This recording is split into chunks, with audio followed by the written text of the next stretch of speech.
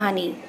मैं कुछ दिनों के लिए कलकत्ता आई हूँ अपने दूसरे बेटे रोहित के पास रहने के लिए।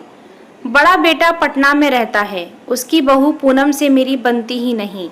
बड़ी मुश्किल से 3 महीने रह पाई उसके पास। अब ये छोटी रागिनी तो उससे भी तेज है। रोहित के साथ ही बैंक में नौकरी करती है। आज मैं शाम के समय घर के नज़दीक वाले पार्क में घूम रही थी। अचानक बेंच पर बैठी एक अकेली महिला दिखी। मैंने सोचा क्यों ना उससे बात की जाए। मैं उस औरत के पास पहुंची। मैंने ध्यान से देखा, 50 से 55 के बीच होगी वो। मैं वहीं बेंच पर बैठ गई और उससे पूछा, आप यहीं कहीं रहती हैं क्या? आज से पहले आपको नहीं देखा। उस महिला ने मुझे नमस्ते कहा तो मैं झेप गई। मैंने भी उसको नमस्ते किया। उसने कहा 2 दिन पहले ही वो लखनऊ से यहाँ अपने तीसरे बेटे के पास रहने आई है। उसने अपना नाम आशा बताया। मैंने गौर से देखा, उसे बिल्कुल अपने नाम जैसी थी वो, जीने की आशाओं से भरपूर। उसने करीने से प्रेस की हुई सूती साड़ी पहनी थी। बहुत ही तरीके से बाल भी संवारे थे। मैंने अपनी सूती साड़ी को देखा जो जगह जगह से मुड़ी तुड़ी हुई थी और मेरे बाल भी काफ़ी उलझे और बिखरे थे। कुछ औपचारिक बातें करके और कल फिर मिलने की बात कहकर मैं अपने घर आ गई। आते ही मैं सीधे अपने कमरे में गई। आईने में खुद को देखा। मैं भी तो उसकी ही उम्र की हूँ। मैं इतनी बूढ़ी क्यों दिखती हूँ? मुझे ध्यान आया, पूनम मुझे हमेशा कहती थी, माँ जी साड़ी अच्छे से पहनकर बाहर जाइए, बालों को रंग लीजिए। मैं हमेशा उसको डांट दिया करती और कहती कि बूढ़ी घोड़ी लाल लगाम अच्छा नहीं लगता। इन्हीं बातों से मेरे और पूनम के बीच हमेशा तकरार होती थी। उस दिन रविवार था। सुबह से मैं बेचैन थी। रोहित और रागिनी दोनों घर में ही थे, अपने अपने काम में व्यस्त। तभी रोहित ने आकर पूछा, माँ क्या बात है, बेचैन लग रही हैं? कुछ चाहिए या तबीयत ठीक नहीं है? बताइए मुझे। तब मैंने सकुचाते हुए कहा, रोहित मुझे अपने बालों को रंग करना है और मेरी 4 साड़ियाँ हैं जो प्रेस करवानी हैं। रोहित ने कहा, ठीक है माँ, मैं सब करवा दूंगा। उसने रागिनी को जाकर बताया। कुछ देर बाद रागिनी कलर और ब्रश लेकर आई और मुझसे कहा, लाइए माँ जी, मैं लगा देती हूँ। मेरे मना करने के बाद भी उसने मेरे बालों को बहुत ही अच्छे से रंग दिया।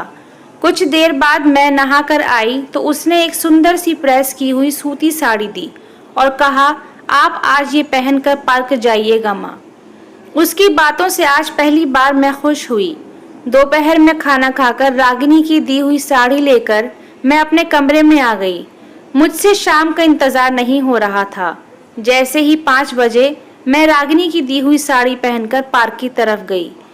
रोहित और रागिनी भी मेरे इस बदले हुए रूप से खुश थे और शायद आश्चर्यचकित भी। मैं जैसे ही पार्क पहुंचकर बेंच पर बैठी, आशा आती हुई दिखी। वो भी आकर मेरे बगल में बैठ गई। हम दोनों ने एक दूसरे को नमस्ते किया। मैं तो आशा और उसकी बहू के बीच होने वाली खटपट के बारे में सुनने की इच्छुक थी, क्योंकि जब मैं पटना में बड़े बेटे बहू के पास रहती थी तो शाम के समय मोहल्ले की सभी सास मिलकर एक दूसरे से अपनी अपनी बहुओं की बुराइयां ही करती थी। मैंने ही शुरुआत कर दी। मैंने कहा, आशा जी, ये बहुएं जाने अपने आप को क्या समझती हैं। मुझे तो उन लोगों का रवैया, उनका रहन सहन बिल्कुल अच्छा नहीं लगता। आशा जी ने कहा, नहीं सुलेखा जी, ऐसा नहीं है। समय के अनुसार बहुत कुछ बदल ही जाता है।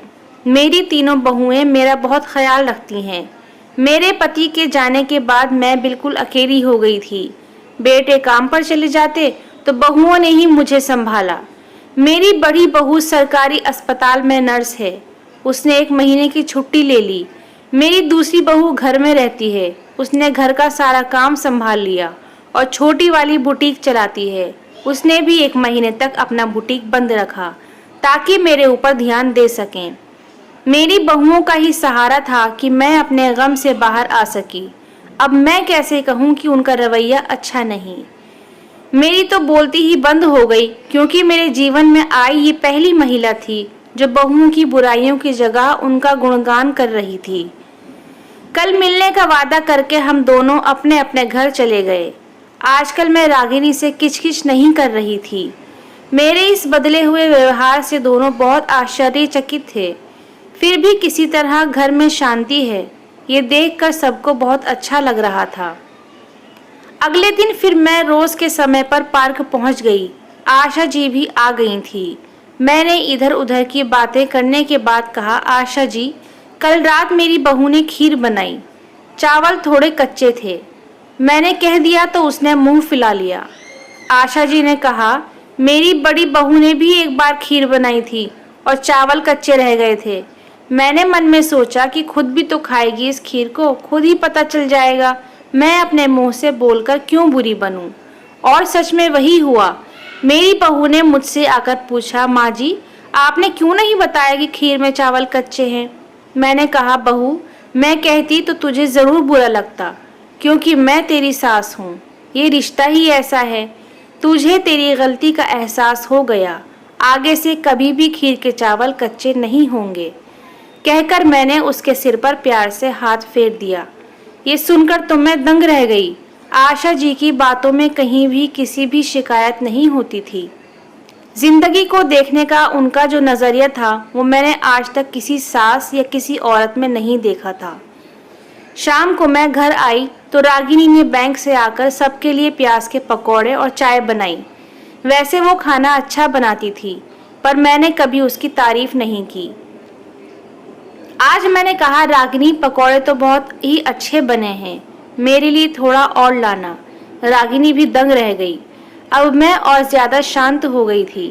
रागिनी के किसी भी काम में नुक्स नहीं निकालती, खाने की भी तारीफ करती। एक दिन रागिनी किसी से फोन पर बात कर रही थी और मैंने सुना वो कह रही थी कि मेरी सास बहुत ही अच्छी हैं, मेरा बहुत ध्यान रखती हैं। ये सुनकर मेरा मन गदगद हो गया। एक शाम आशा जी पार्क में नहीं आई। मैं बहुत देर तक इंतजार करती रही, फिर मैं घर चली गई। अगले दिन फिर मैं पार्क आई। रविवार था और तीसरा दिन भी आशा जी नहीं आ रही थी। मेरा फ़ोन नंबर उन्होंने लिया था, पर मुझे अपना नंबर नहीं दिया था। तभी अचानक मेरे फ़ोन की घंटी बजी। एक अनजान नंबर था। मैंने फ़ोन नहीं उठाया। दोबारा फ़ोन बजा। मुझे लगा कि आशा जी का ही हो सकता है। मैंने फ़ोन उठा लिया। उधर से एक अनजान औरत की आवाज़ आई, हेलो, आप सुलेखा जी बात कर रही हैं? मैंने हाँ कहा। उधर से बोलने वाली औरत ने बताया कि आशा जी का निधन हो गया है। उनके कमरे से अद्भुत कला भी एक आपका फ़ोन नंबर और आपके नाम की एक चिट्ठी मिली है। आप तुरंत यहाँ पलक वृद्धाश्रम में आ जाइए। मैं घबरा गई और तुरंत अपने घर गई। वहाँ से रोहित और रागिनी को सारी बात बताकर उनके साथ वृद्धाश्रम पहुँची। चला कि आशा जी के पति के मरते ही तीनों बेटे और बहुओं ने उनका सब कुछ धोखे से लेकर उनको घर से निकाल कर यहाँ पहुँचा दिया था। तभी उस फोन करने वाली औरत ने मुझे आशा जी का पत्र दिया। उसी औरत ने बताया कि इनको अस्थमा था। कल रात को बहुत तेज अस्थमा का अटैक आया और इनके प्राण निकल गए। मैंने वो पत्र खोला। उसमें लिखा था, मेरी प्रिय सखी सुलेखा, बहुत प्यार। पत्र देखकर आश्चर्य ना करना। मैंने बहुत कोशिश की तुमको अपना सच बताने की, पर तुम्हारे साथ मैं अपनी उस गृहस्थी को जी रही थी जो मेरी कल्पना में थी। तुम्हारे मुंह से बहुओं की बुराइयां सुनकर मुझे अपनी बहुएं याद आती थी। तुम तो बहुत भाग्यवान हो, कम से कम तुम्हारे बेटे और बहुओं ने तुम्हें घर से नहीं निकाला। तुम आज भी उस घर की मालकिन की तरह ही हो, सबके साथ बैठकर खाती पीती हो। तुम्हें बेचैन देखकर तुम्हारे बेटे और बहू परेशान होते हैं। मेरे भाग्य में ये सब सुख कहाँ। कुछ ही दिनों में मैंने तुम्हारे साथ अपनी काल्पनिक गृहस्थी और बेटे बहुओं का जो सुख प्राप्त किया है वो मेरे लिए अनमोल रतन है। मैंने तुमसे बहुत झूठ बोले, इसके लिए क्षमा करना। मैं अब नहीं बचूंगी। मेरी तबीयत ने मुझे इशारा कर दिया है। तुमसे प्रार्थना है कि मेरे बेटों बहुओं को मेरे मरने की कोई खबर नहीं करना। रोहित और रागिनी भी मेरे बेटे और बहू हैं, उनसे ही मेरा क्रियाक्रम करवा देना। तुम्हारी सखी आशा। पत्र पढ़कर मैं खूब रोई। वहाँ रहने वाले लोगों ने उनके बेटों और बहुओं को खबर करने की बात कही, पर मैंने मना कर दिया। आशा ने मुझे जीने का नया तरीका सिखाया है। मैंने वो पत्र रोहित और रागिनी को दिया। उनकी आंखों में भी आंसू थे। और वो दोनों अपना फ़र्ज़ पूरा करने के लिए तैयार थे।